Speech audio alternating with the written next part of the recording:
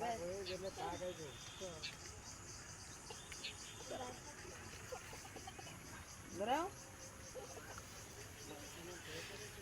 Guys, এটা হচ্ছে আমার মেজু বোন।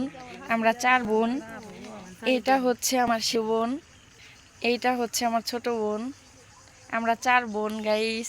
দেখেন, এইটা আমার ছোট, আমি সবার বড়। এইটা হচ্ছে 3 নাম্বার।